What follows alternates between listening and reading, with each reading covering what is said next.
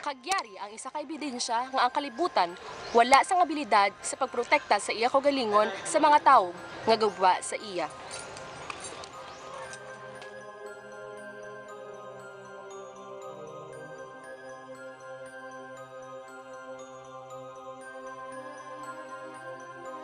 Ano ang matabo sa sini nga mga basura kung hindi sila mabutang sa insakto nga lugar? Diin ayhan sila makadto.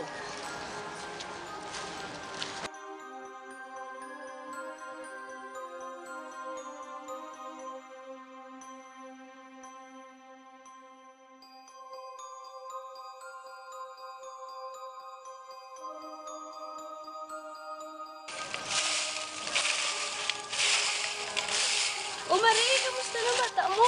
Ay, Marie, kalaing gito bala Marie sang iya nga pamatsyag yapon. Nananong gisahaw? Ay, gasakit tong iya nga ulo pagkatapos patay sa suka, Marie.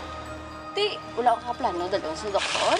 Ay, kabalo ka pala, Marie, sang kabuhi na ano gid, kapigaw, tapos kagasto kong dalon sa namon sa doktor. Ako sinyo, dalon yun na lang sa albularyo. May kilala ka, Oo, Marie? si Lando.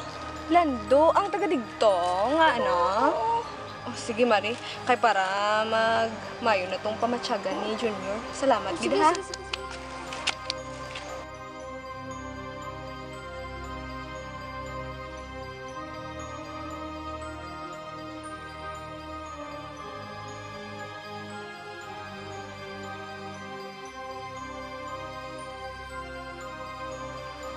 Bagyo, linog, tsunami, baha, paglupok sa mga bulkan, ano pagid, pila lang ini sa mga ginabasol ta sa Ginoo nga aga kalatabo ini sa aton. Nga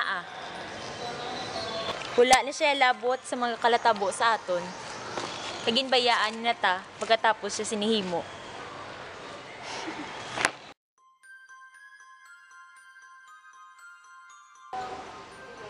Gapati ka sa kuring, sa ido, sa paka.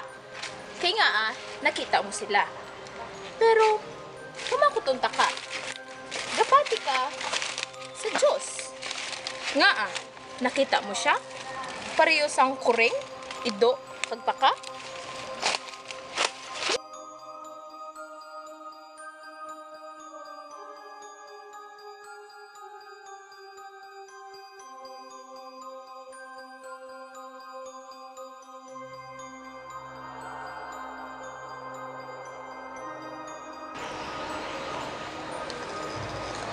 Kung mapatay ka, kabalo ka din makatungin mo yung kalag.